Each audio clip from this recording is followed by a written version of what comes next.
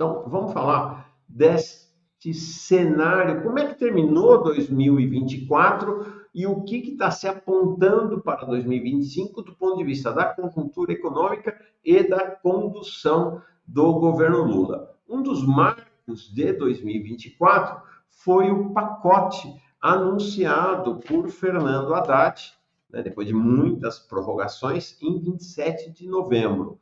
Um pacote que cortou fundo, né? Um pacote de ataque ao PPC, um pacote de ataque ao abono salarial, um pacote de aprofundamento da política de austeridade e do arcabouço fiscal. Um pacote emoldurado de tal maneira a vender uma grande fake news para o país, né, que você estava cortando dos mais pobres como que se estivesse beneficiando os mais pobres. Né? Então, cortou-se a velocidade, o incremento de reajuste, de aumentos reais do salário mínimo, mas tentou-se vender ao país que isso era uma vantagem para os trabalhadores. Né? Aumentos menores serão uma vantagem para os trabalhadores. Creio que todo mundo se lembra aqui desse pronunciamento de Haddad.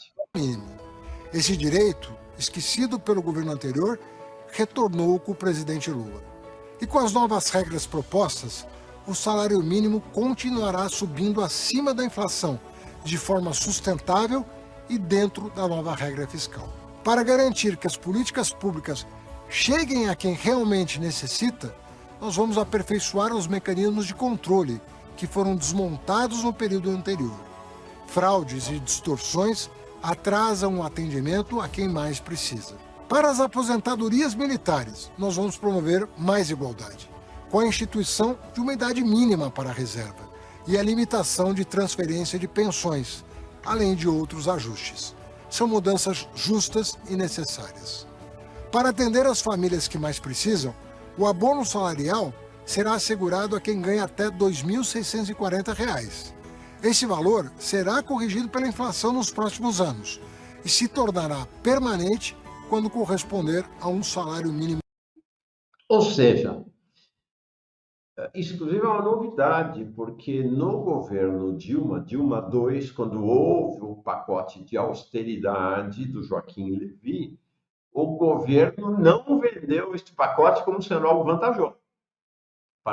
Reconheceu que era uma situação de dificuldade e que esse pacote seria necessário para fazer frente àquela situação de dificuldade. E aí fizeram um pacote de austeridade, aí tem todo o debate sobre isso, né, sobre o quanto este pacote contribuiu para a queda de Dilma, mas é outro tema. Mas não havia fake news. A novidade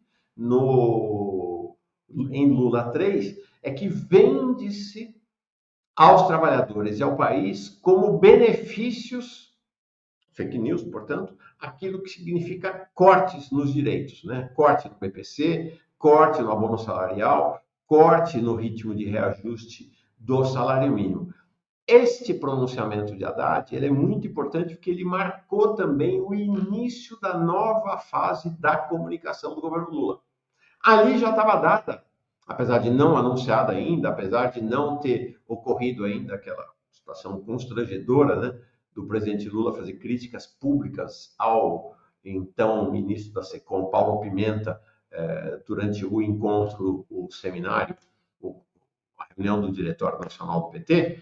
Então, não tinha ocorrido ainda, mas ali foi uma queda do Paulo Pimenta, porque este vídeo foi o vídeo feito sob comando do Sidônio Palmeira, que é agora o novo ministro da SECOM, ministro das Comunicações, e marcou a virada.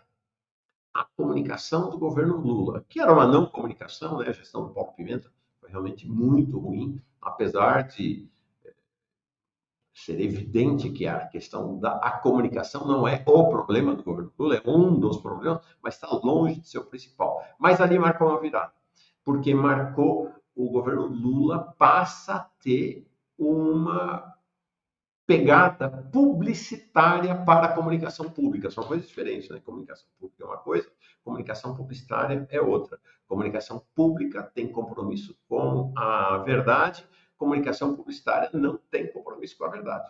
E o governo Lula passa, a partir desse pronunciamento do Haddad, a assumir desta condução da comunicação publicitária e não mais comunicação pública. E isso vai marcar a comunicação do governo, marcou e vai marcar a comunicação do governo ao longo deste ano. Pois bem,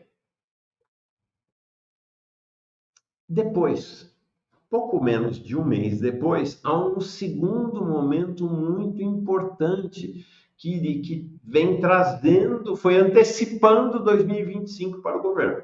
Então, o primeiro foi o pacote do Haddad, daqui a pouco eu vou falar que vem mais pela frente, tá certo, líquido e certo que vem mais pela frente. E aí, o que acontece? O presidente Lula faz um pronunciamento, dia 20 de dezembro, estava ali o Galípolo, estava ali o Haddad, estava também a Simone Tebet, estava também o Rui Costa, que não aparece aqui. Esta é a capa, eu separei isso aqui porque esta é a capa no site do governo, no site do presidente, no YouTube do presidente Lula. Este é o título, é muito significativo esse título, gente, não sei se as pessoas deram conta. O título deste pronunciamento de Lula para apresentar Galípolo, em tese, para apresentar Galípolo ao Brasil, é Banco Central Autônomo. Banco Central Autônomo, ou seja, o governo se rende, porque Banco Central Autônomo, este é o apelido de Banco Central Privado, que é o que aconteceu, né? A privatização completa do Banco Central sob a capa de autonomia. E um dos objetivos deste pronunciamento de Lula foi dizer ao mercado, foi dizer aos banqueiros, foi dizer ao capital financeiro, a Faria Lima, tranquilize-se porque o Banco Central continuará autônomo, continuará privado, continuará sob controle de vocês. Este pronunciamento de Lula é muito importante porque ele equivale, lembra-se da velha carta aos brasileiros, em que Lula tentou lá atrás, em Lula 1, tranquilizar a burguesia de que ele não faria um governo de esquerda, que não faria um governo revolucionário, é o equivalente. Só que agora não é mais uma carta aos brasileiros, é um pronunciamento ao capital financeiro. Tranquilize-se, porque a coisa vai caminhar. E é muito interessante, preste atenção no vídeo, porque Lula está lendo o pronunciamento. Não tivemos uma carta aos brasileiros, agora foi uma carta aos banqueiros. Esse pronunciamento acho que é muito marcante do que vem pela frente. Vamos lá. Que nunca, que a estabilidade econômica e o combate à inflação... Veja os olhos do presidente Lula. Ele está lendo um texto, né? Visivelmente ele está lendo um texto ali. São as coisas mais importantes para proteger o salário e o poder de compra das famílias brasileiras. Tomamos as medidas necessárias para proteger a nova regra fiscal e seguiremos atentos à necessidade de novas medidas. O Brasil é guiado por instituições fortes e independentes que trabalham em harmonia para avançar com responsabilidade. Eu queria, Galípolo, dizer para você uma coisa muito importante. Eu quero que você saiba que você está aqui por uma relação de confiança minha e de toda a equipe do governo. E eu quero te dizer que você será certamente o mais importante presidente do Banco Central que esse país já teve, porque você vai ser o presidente com mais autonomia que o Banco Central já teve. Porque eu tenho certeza que pela tua qualidade profissional, pela tua experiência de vida e pelo teu compromisso com o povo brasileiro, certamente você vai dar, sabe, uma lição de como é que se governa o Banco Central com a verdadeira autonomia. Por isso eu quero te desejar boa sorte, que Deus te abençoe. Eu quero que você saiba que jamais haverá da parte da presidência qualquer interferência no trabalho que você tem. Vejam, então ele está dizendo para os banqueiros, ó, não vou interferir, está dizendo, ó, Galípolo, fica tranquilo que eu não vou me meter. Aquelas cenas que Lula fez em relação ao ex-presidente do Banco Central, o neto de Roberto Campos Neto, era um jogo de cena. Evidentemente jogo de cena. Lula passou uma parte importante dessa primeira metade do seu governo caceteando Campos Neto por causa dos juros altos, quando, na verdade, a lógica dos juros altos, altíssimos, elevadíssimos, pornográficos, estava ajustada entre Campos Neto, Galípolo e Haddad, desde sempre. Desde sempre. Foi um acordo. Então, era um jogo de... O pessoal fala em bad cop, good cop, né? Mal policial, bom policial. Como se, né, Lula fazendo o papel do mal policial para os banqueiros, do bom policial para o país, e Haddad o papel do bom policial para os banqueiros, mal policial para o país. Era um jogo de cena, né, que agora se desfaz. Né? Galípolo chega, Lula dizendo que não vai se meter, ou seja, a taxa de juros é capaz de chegar a 15%, senão não vai ver mais o Lula falando nada. Por sinal, não apenas Lula. Né? Você não vai ver também a cúpula do PT falando absolutamente nada. Aquele que agora em fevereiro assume a liderança do PT na Câmara dos Deputados, o deputado Lindbergh Faria, que foi lá atrás um crítico do arcabouço fiscal, não é mais, hoje é um apoiador entusiasmado do arcabouço fiscal, já disse que se tiver que aumentar o juro é porque o Galípolo sabe o que faz. No passado era Lula sabe o que faz, agora é Galípolo sabe o que faz também. Então foi muito marcante esse pronunciamento e muito definidor do que virá pela frente. Bom, um tema que Lula traz lá e que é um tema crucial para o chamado mercado financeiro, para a Faria Lima, para os bancos, mas que é um tema para o país, é o tema da inflação. Né? Não há um descontrole da inflação no país nesse momento. Há um aumento importante da inflação, em função, sobretudo, do aumento do dólar, da estilingada do dólar esse ano, mas não é um tema, o Brasil não está explodindo de inflação, não. A inflação brasileira, ela foi acima da meta, então a meta, a absurda meta, era 3%, definida pelo Conselho Monetário Nacional. O Conselho Monetário Nacional é ministro da Fazenda, Haddad, ministro do Planejamento, Simone Tebet, presidente do Banco Central, antes Campos Neto, agora Galípolo. O governo tinha, com Campos Neto, se fosse para combater, 2-1 no CMN, podia o ano de 2023 ter mudado a meta para 4% ou 4,5%, não seria problema nenhum. Por que isso é importante?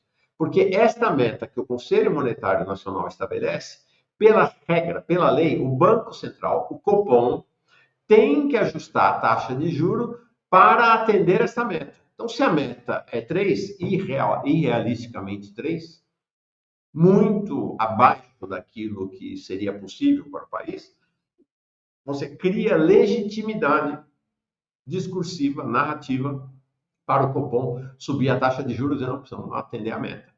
Aí o governo podia ter aumentado a meta. Não teria problema nenhum. E tinha acabado, tinha tirado, encerrado o discurso em relação ao aumento da taxa de juros. Não. Está lá, a meta 3%. 3%. Mantida. E a mesma meta de 3%. É incrível, mas a meta de 3% será mantida para 2025 e 2026, segundo a promessa do Conselho Monetário Nacional. Então, a meta, o centro, chamado centro da meta, era 3%, o limite de alta era 4,5% e a inflação terminou em 4,83%. Mais uma vez, não é nenhum desastre, uma elevação importante, mas não é nenhum desastre. O que essa inflação do ano passado mostra e o que ela esconde? Esse é o título de um artigo muito importante do Davi Decache. Davi Decache, que estará com a gente aqui na sexta-feira. Ele é um dos mais importantes economistas do país. Ele, ao lado de outro importantíssimo economista, Paulo Clias, vão estar aqui com a gente sexta-feira. Davi Decache é alvo do governo e dos governistas em todo canto. É muito atacado, mas é reconhecidamente um dos melhores economistas do país e é aquele que, ao lado de outros, como Paulo Clias, mas o Davi acho que teve ele foi o primeiro, né? Foi o pioneiro, que disse lá em 2023, olha, esse negócio do arcabouço não vai dar certo. O governo não vai conseguir cumprir a meta. E o arcabouço vai sufocar a economia brasileira. Foi o primeiro a falar isso e com isso despertou muita raiva mesmo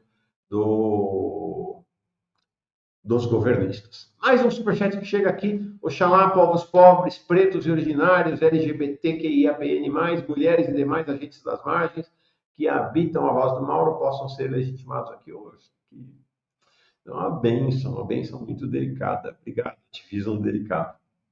Tiago Sonsini chega aqui com a gente também. Máquina, Bruno Siqueira, muito bem-vindos e bem-vindas. Então, o que aconteceu com a inflação no ano passado? Importantíssimo entender, porque isso diz respeito ao estado de ânimo do povo brasileiro.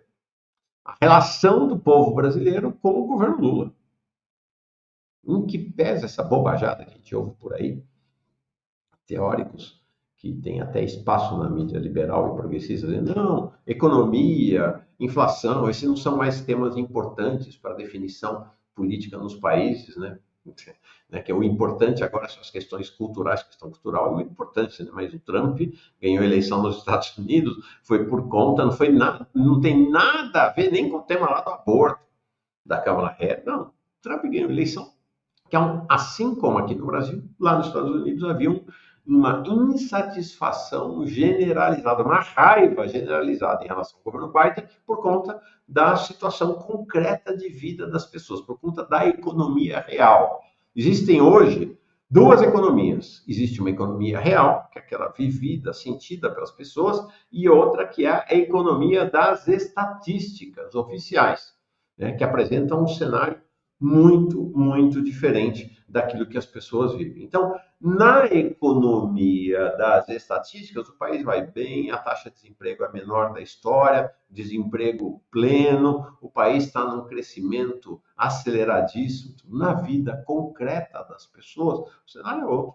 O cenário é outro. Vamos começar então pela inflação. Esse artigo do David Cache, ele diz o seguinte: primeiro, a elevação do dólar em 2024, 27,36%.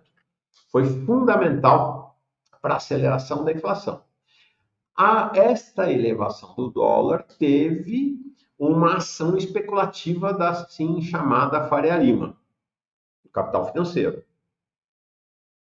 Mas ela tem causas estruturais também, que nós vamos analisar outro dia. Sexta-feira com o Davi e com o Paulo Clis. Então, esta elevação, ela impacta os custos de produção e impacta, sobretudo, os custos de transporte. Por quê? Porque o transporte no Brasil, em vez de ser ferroviário, que seria elementar, ser ferroviário, é um transporte rodoviário. E nas cidades, em vez de transporte público, você tem o transporte veicular individual, chamados automóveis, carros. Então, o que acontece? Existe uma outra fake news. Não acredita nessas coisas. Olha, toma cuidado. Existe uma fake news no governo Lula, segundo a qual acabou o PPI. O que é o PPI? PPI é o preço de paridade de importação. É uma definição tomada pelo governo Temer, continuada no governo Bolsonaro, segundo a qual o Brasil, em que pese ser autônomo em relação ao petróleo, tem petróleo suficiente para o país, o preço do petróleo não é definido pelos custos de produção locais, o que seria razoável, o que é razoável, né? É definido pela variação do preço internacional do petróleo. Então, você tem no Brasil, né, o preço internacional do petróleo é que dita a definição do preço aqui do país, dos combustíveis do país, gasolina e óleo diesel. E o que acontece? O governo Lula, na campanha, prometeu muita coisa, né? Prometeu reverter a privatização da Eletrobras, prometeu que não teria mais privatização, prometeu reverter a privatização das refinarias e também prometeu acabar com o PPI. Não acabou o PPI. O PPI foi levemente amenizado, mas não acabou. E o PPI, o preço da gasolina nas alturas, favorece a quem? Favorece um grupo muito específico, os acionistas da Petrobras. É isso que a gente vê, né? Recorde sobre recorde de lucros e dividendos pagos aos acionistas da Petrobras, os grandes grupos brasileiros e internacionais. É claro que o governo se favorece também, o governo tem metade da Petrobras, praticamente. Então, esses dividendos vão para o cofrinho do Haddad. Eles fazem caixa para o Haddad e atrás da meta do arcabouço fiscal. Então, tem esse interesse mesquinho, vamos dizer assim, do governo. Só que, para atender esse interesse, eles jogam a inflação sobre os pobres, que são inflações diferentes, tá, gente? Inflação né, dos ricos é uma inflação, a inflação dos pobres, dos trabalhadores é outra completamente diferente. Eu vou provar isso para vocês agora. Mas olha aqui o que acontece. Então, esse gráfico aqui que está no artigo do Decaixa, tá? Esse gráfico aqui está mostrando o seguinte: as linhas verdes é o preço do barril do petróleo, é o chamado petróleo Brent. Basicamente, o preço do petróleo no mercado internacional. A linha azul é o preço do diesel e a linha vermelha é o preço da gasolina. Então, o que a gente vê é o seguinte, ó, e aqui embaixo tem os anos, tá? 20, 21, 22, 23, 24, 2024. O que a gente vê é que, em tese, você deveria ter um mergulho que aconteceu ali no final do governo Bolsonaro, ali na tentativa de conquistar a reeleição. Houve efetivamente, vocês veem lá no final de 2022, uma queda abrupta no preço da gasolina, todos se lembram disso, e do óleo diesel, para buscar uma queda no custo de vida e com isso favorecer a sua reeleição. Quase conseguiu, a gente sabe bem disso. Não é? Aí vem o governo Lula. Em tese, esta curva aqui, vermelha, da gasolina e do diesel, deveria continuar aqui abaixo das barrinhas verdes, descolada do preço do petróleo, do preço internacional do petróleo. Não é o que aconteceu. A gente vê que ela continua não apenas acompanhando, como bem acima. Em 2024, inclusive, tem um gap, né? O preço do petróleo cai e os combustíveis no Brasil continuam sendo reajustados para a alegria dos acionistas da Petrobras que estão ganhando dividendos. Gente, é gente que fica milionária, tá? Vocês não fazem ideia do que é a grana que esse pessoal recebe. Não é milhares, é milhões. Em alguns casos, bilhões, né, que esses grandes grupos recebem por conta desta política. Só que, qual é o impacto para o povo? Preço do diesel e preço da gasolina. A gasolina subiu ano passado, se a inflação foi 4,83, a gasolina subiu praticamente o dobro da inflação, 9,71. E aí, qual é a repercussão para os pobres? Então, vamos considerar o seguinte, 4,83, que é a inflação global do país, é basicamente a inflação dos ricos. Os ricos, a inflação foi ao redor de 4,5%. Para os pobres, vamos ver agora, a inflação para os pobres. Qual é o peso, um dos principais pesos da inflação nas costas, no lombo dos trabalhadores e trabalhadoras do Brasil? O setor de alimentação e bebidas. Então, se a inflação subiu 4,83 em geral, subiu 7,69 no grupo alimentação e bebidas. Olha isto aqui, que está lá no artigo do DB Decaixa. Sexta-feira ele vem aqui conversar com a gente. A carne subiu 20,84. Por isso que a história da picanha acabou, né? Não tem picanha. Quase 21% subiu a carne. Óleo de soja, 29,81, praticamente 30% de reajuste no óleo de soja. O leite longa-vida, né, que é o leite que a imensa maioria toma, 18,83, quase 19%. O café, um pouquinho de pó de café e um montão de milho moído, né, que a gente toma hoje, 39, quase 40%. Então, o governo vende uma ideia de que está tudo sob controle, de que a vida vai bem, de que as estatísticas mostram o emprego, mostram uma situação de melhoria, que o país está cada vez melhor. Agora, aqui, o cotidiano das pessoas acontece no preço da carne, no preço do óleo de soja, no leite longa-vida, no café moído, no preço da gasolina. É o que rola. É o que rola no cotidiano das pessoas.